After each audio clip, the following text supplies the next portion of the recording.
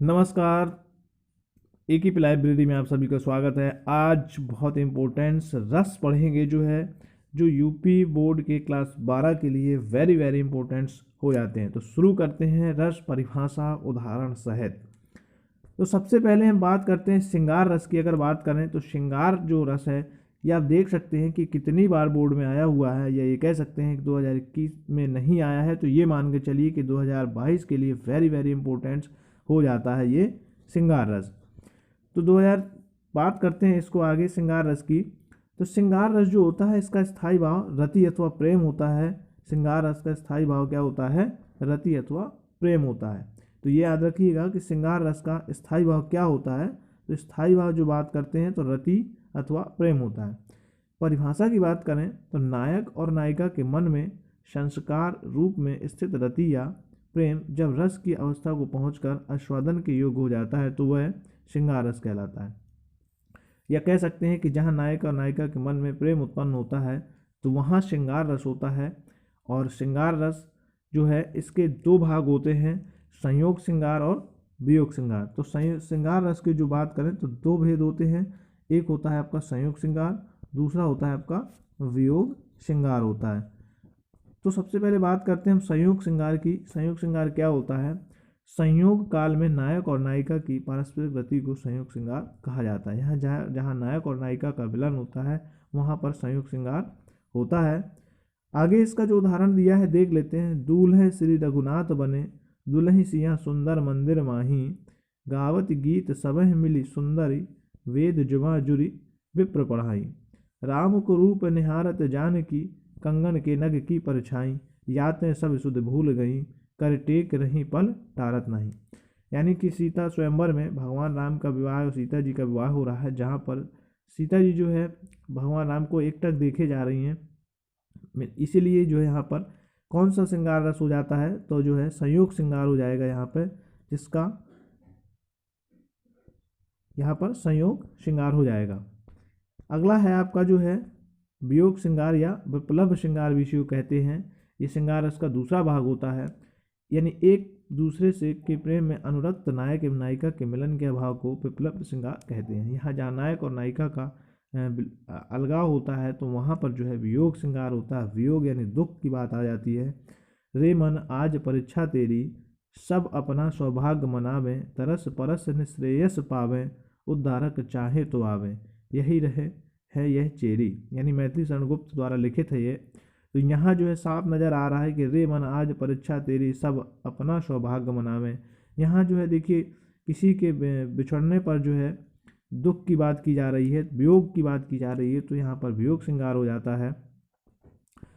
तो इस तरीके से जो है श्रृंगार रस का स्थायी भाव रति अथवा प्रेम होता है और इसके दो भाग होते हैं, संयोग श्रृंगार और वियोग श्रृंगार। अगला रस आता है आपका करुण रस। करुण रस भी बोर्ड परीक्षा में बहुत बार पूछा गया है, आप देख सकते हैं। तो करुण रस का स्थायी भाव होता है शोक यानी कि दुख। इसका स्थायी भाव क्या होता है ये भी एक नंबर में पूछ सकता है, कि किसी का भी स्थायी भाव पूछा जा सकता है एक नंबर में, तो ये भी इंपॉर्टेंट हो जाता है। हाँ, यदि वीडियो आपको अच्छी लगे तो चैनल को सब्सक्राइब जरूर करें और शेयर जितना हो सके वीडियो को शेयर करें। अब इस करुण रस का स्थायी भाव जो होता है शोक यानी कि दुख की बात आती है। इसकी परिभाषा की अगर बात करें तो बंधु विनाश, बंधु वियोग, द्रवनाश, प्रेमी के सदैव बिछुड़ जाने के कारण रस उत्पन्न होता है। यहाँ यह कह सकते हैं कि जो किसी प्रिय व्यक्ति के विनष्ट या नष्ट हो जाने पर जो हृदय में करुण की यानी दुख की अनुभूति होती है तो उसे हम जो है करुण रस कहते हैं, यानी शोक उत्पन्न हो जाता है। लेकिन दुख का अनुभव वियोग में श्रृंगार में भी होता है, पर वहाँ पर मिलने की आशा बंधी रहती है। जहाँ पर मिलने की आशा पूरी तरह समाप्त हो जाती है वहाँ पर आपका करुण रस हो जाता है। अब करुण रस का उदाहरण की बात करें तो करुण रस का उदाहरण दिया है। अभी तो मुकुट बंधा था मात, हुए कल ही हल्दी के हाथ, खुले भी ना थे लाज के बोल, खिले थे चुंबन शून्य कपोल, हाय रुक गया यही संसार, बना सिंदूर अनल अंगार, वातहत लतिका व सुकुमार, पड़ी है छिन्नाधार। यानी कि कोई जो है किसी की शादी के बाद जो बहुत दुख की बात आ रही है यहाँ पर, हाँ कल ही हुए हल्दी के हाथ, खुले भी ना थे, यानी कि जो है मृत्यु हो जाने पर बहुत दुख की बात प्रकट हो रही है यहाँ पर। तो यहाँ पर जहाँ दुख की बात होती है तो कौन सा हो जाता है? करुण रस हो जाता है। करुण यानी कि रोना, दुख या शोक प्रकट हो जाता है, तो वहाँ पर करुण रस हो जाता है। अगला दिया है हास्य रस की बात करें, हास्य यानी हंसी, इसका स्थायी भाव आपका हास हो जाता है।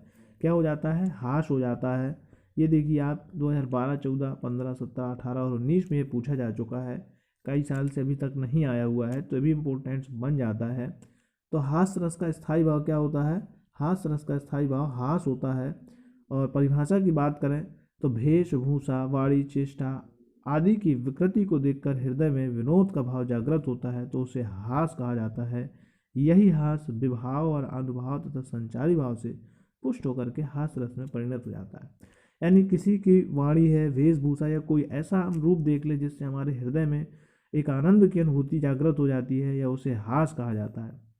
जब कोई विनोद आनंद जागृत होता है तो उसे हम हास कह देते हैं, और यही हास जो है परिपुष्ट होकर के क्या बन जाता है? हास्य रस बन जाता है। अब यहाँ उदाहरण की अगर हम बात करें इसके, तो इसका उदाहरण दिया हुआ है, विंध्य के वासी उदासी तपोव्रत धारी महाबिनु नारी दुखारे, गौतम तीय तरि तुलसी सो कथा मुनिवृंद सुखारे, हे शिला सब चंद्रमुखी परसे पद मंजुल कंज तिहारे, की नहीं भली रघुनायत जू करुणा करी कानन को पगुधारे। यानी कि विंध्य के वासी जो है कथा सुन कर के, जो कि तपोवधारी गौतम की पत्नी जो का जो है वो हो जाता है, वापस स्त्री बनती है, तो ये कथा सुन कर के वहाँ के लोग बड़े ही खुश हो रहे हैं, हंसी आ रही है, उन्हें प्रसन्नता महसूस हो रही है, तो यहाँ पर कौन सा रस हो जाएगा? हास्य रस हो जाता है। आगे हम बात करेंगे अगले रस की। अगला रस दिया है रौद्र रस। रौद्र नाम से ही पता चलता है कि इस पर क्रोध की अनुभूति हो रही है, तो यहाँ स्थायी भाव जो हो जाता है क्रोध हो जाता है। रौद्र रूप आपने देखा होगा, तो इसका स्थायी भाव क्रोध हो जाता है। जहाँ विपक्ष द्वारा, परिभाषा की बात करें, जहाँ विपक्ष द्वारा किए गए अपमान व अपने गुरुजन आदि की निंदा आदि से क्रोध उत्पन्न होता हो, वहाँ रौद्र रस होता है। रौद्र मतलब बहुत भयानक की बात हो रही है, तो क्रोध उत्पन्न हो जाता है, यानी क्रोध रस उसका स्थायी भाव हो जाता है। और जहाँ किसी के द्वारा अपमान किया जाए या किसी के द्वारा निंदा की जाती है, तो व्यक्ति को क्रोध उत्पन्न हो जाता है, तो वहाँ पर जो है वो रौद्र रस हो जाता है। उस काल मारे क्रोध के तन काँपने उनका लगा, मानो हवा के जोर से सोता हुआ सागर जगा। यानी कि किसी की बात कर रहा है, उस काल मारे क्रोध के तन काँपने लगा, यानी क्रोधित होकर कोई व्यक्ति है जो बहुत क्रोधित हो जाता है, जिसके क्रोध के कारण मानो हवा के जोर से सोता हुआ सागर तक हिल जाता है, यानी जग जाता है, इतना क्रोध होता है। तो आपने देखा होगा कि जब क्रोधित व्यक्ति हो जाता है तो बहुत तीव्र हो जाता है, तो उसका स्थायी भाव यहाँ क्रोध हो जाता है। रौद्र रस का स्थायी भाव क्रोध हो जाता है। आगे वीर रस की बात करें तो वीर रस भी काफ़ी बार बोर्ड एग्जाम में पूछा जा चुका है। इसका उत्साह होता है, यानी कि वीर रस का स्थायी भाव क्या होता है? उत्साह होता है। तो वीर रस यानी कि जब भी वीर होते हैं जो भी, तो उनका जो उत्साह बढ़ाया जाता है, इसीलिए उसका स्थायी भाव क्या हो जाता है? वीर रस का स्थायी भाव उत्साह होता है।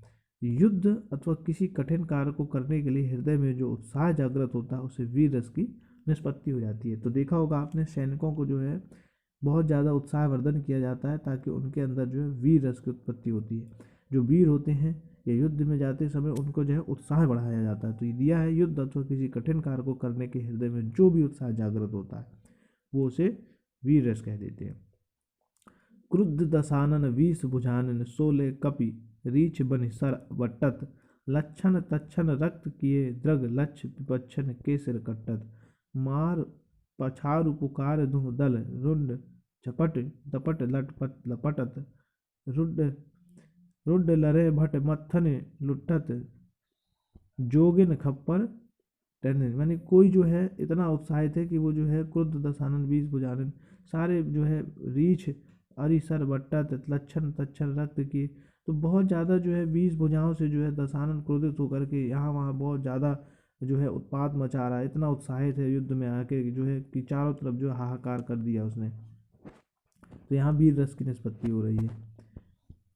अगला दिया हुआ है विभत्स रस की बात करें। विभत्स यानी कि जुगुप्सा या इसका स्थायी भाव ग्लानि हो जाता है। विभत्स रस की बात करें तो जुगुप्सा या ग्लानि हो जाती है, यानी घृणित वस्तुओं को देखकर उसके संबंध में सुनकर उत्पन्न होने वाली घृणा या ग्लानि को विभत्स रस कहा जाता है। यह विभत्स रस की पुष्टि होती है। तात्पर्य यह है कि विभत्स रस के लिए घृणा और जुगुप्सा आवश्यक होते हैं, तो इसका स्थायी भाव भी यही हो जाता है, जो है विभत्स रस का स्थायी भाव जुगुप्सा या ग्रानी हो जाती है। सिर पर बैठो काग आँख दो खात निकारत, खींचत जीव स्यार अति आनंद और धारत। गिद्ध जांग खाए कह खोद खोद के मांस उचारत। आगे दिया है श्वान अंगुरन काट काट के खान विचारत, बहु चील नोच ले। यानी किसी ऐसी चीज़ की बात कर रही है कि मृत शरीर है जिसके जो है सियार गीदा ये सारे जो उसको नोच नोच कर खा रहे हैं, कोई उसकी आँख खा रहा है, कोई कुछ, तो इसमें बहुत घृणा उत्पन्न हो जाती है। इसलिए यहाँ पर कौन सा रस हो जाता है, विभत्स रस उत्पन्न होता है। जहाँ पे बहुत घृणा या जुगुप्सा होती है तो वहाँ विभत्स रस की उत्पत्ति हो जाती है।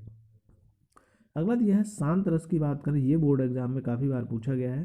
शांत रस, शांत का मतलब होता है निर्वेद, जहाँ शांति की बात आ जाती है। तो शांत रस का स्थायी भाव क्या हो जाता है, शांत रस का स्थायी भाव निर्वेद होता है। परिभाषा की बात करें, तत्व ज्ञान की प्राप्ति अथवा संसार से वैराग्य होने पर शांत रस की निष्पत्ति होती है। जब व्यक्ति जो है यानी साधु संत जैसे देखे होंगे आपने, उन्हें जो है तत्व ज्ञान की प्राप्ति हो जाती है, संसार में वैराग्य हो जाते हैं, तो वहाँ पर जो है उनके अंदर जो है क्या उत्पन्न हो जाता है, जो है शांत रस उत्पन्न हो जाता है, क्योंकि वो निर्वेद हो जाते हैं। जहाँ ना दुख ना सुख ना द्वेष ना राग ना कोई इच्छा, ऐसी मन में स्थिति उत्पन्न हो तो रस को, उस रस को जो है मुनियों में शांत रस कहा जाता है। इसीलिए इसका स्थायी भाव निर्वेद यानी शांति हो जाता है। कब हो को हो यहीं रहन रहोगे, श्री रघुनाथ कृपालु कृपा में संत स्वभाव गहोगे। जया लाभ संतोष सदा कहो सो कछु ना चाहोगे, और परहित निरत निरंतर मन क्रम वचन नेम निभ होंगे। तो यहाँ जो है कह रहे हैं, कबहु हो यहीं रहन रहोगे, श्री रघुनाथ कृपालु कृपा में संत सुभाष गहोगे। जय लाभ संतोष सदा कहूँ, तो यहाँ शांति की बात आ रही है। मन में निरंतर मन क्रम वचन प्रेम नेम में लगा रहेगा, शांत बना रहेगा, तो इसलिए यहाँ पर जो है निर्वेद यानी स्थायी भाव निर्वेद है, और रस कौन सा हो जाता है, आपका शांत रस हो जाएगा। अगला है अद्भुत रस की बात करें, ये परीक्षा में कम ही पूछा गया है। इसका बात आता है आश्चर्य। जब भी हम कोई अद्भुत चीज़ देखते हैं तो हमें आश्चर्य की अनुभूति होती है, आश्चर्य लगता है ये कैसे हो, तो इसका इसलिए स्थायी भाव क्या हो जाता है, आश्चर्य हो जाता है। विचित्र अथवा आश्चर्यजनक वस्तुओं को देखकर हृदय में विस्मय उत्पन्न हो जाता है। इन्हीं भावों के विकसित रूप को हम अद्भुत रस कह देते हैं। विस्मय, अद्भुत यानी आश्चर्य प्रकट होता है, ये चीज़ कैसे हुई, वो कैसे हुआ, तो अद्भुत रस उत्पन्न होता है वहाँ पर। इसका उदाहरण हो जाएगा, इहाँ उहाँ दुह बालक देखा, मति भ्रम मोर के आन विशेखा। देखि राम जननी अकुलानी, प्रभु हंस दीन मधुर मुस्कानी। देख रावा माता ही निज अद्भुत रूप अखंड, रोम रोम प्रति लागे कोटि कोटि ब्रह्मांड। इन दो बालक देखकर जो है आश्चर्य प्रकट हो रहा है। यहाँ पर राम जननी अकुलानी, राम की माता को जो है ये दो दो रूप दिखाई दे रही है, दो दो बालक दिखने से उनको आश्चर्य प्रकट हो रहा है। तो यहाँ पर कौन सा रस हो गया, अद्भुत रस हो जाता है। स्थायी भाव उसका आश्चर्य है।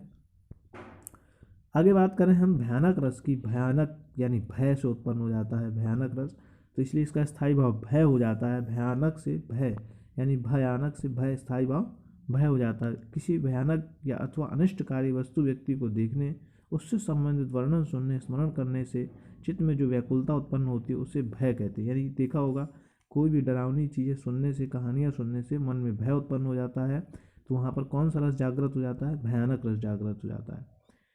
कौन सा रस, भयानक रस जागृत हो जाता है। अब इसके उदाहरण की बात करें तो दिया है, एक और अजगर ही लखी, एक और मगराय, और विकट बटोही बीच ही परयो मूर्छा खाए। यहाँ कह रहा है कि यहाँ मार्ग में जाने वाले बटोही का भय स्थायी भाव है। अजगर एक सिंह आलम्बन है, यानी अजगर दोनों ओर से घेरता है। और कह रहा है कि कोई व्यक्ति है जो अजगर, एक और अजगर लखी एक और मृगराय, एक तरफ से अजगर को देख लेता है और एक तरफ से सिंह यानी मेरे उसको देख लेता है, सिंह को देख लेता है, तो बटोही यानी कि जो रास्ते जो चल रहा है वो देख के मूर्छित हो जाता है, उसको भय हो जाता है इतना, इसलिए उसको मूर्छा आ जाती है। तो यहाँ कौन सा रस उत्पन्न हो जाता है, भयानक रस उत्पन्न हो जाता है। अगला दिया हुआ है वत्सल रस की बात करें। वत्सल मतलब प्रेम, वात्सल्य, वत्सला स्नेह, पुत्र, बालक, शिष्य, अनुज आदि के प्रति रति का भाव स्नेह कहलाता है। यही भाव परिपुष्ट होकर वत्सल्य की व्यंजना को करता है, यानी वत्सल्य उत्पन्न हो जाता है जब किसी पुत्र, बालक अपने शिष्य, अनुज को देखकर तो मन में जो है एक अलग से वात्सल्यता उत्पन्न हो जाती है।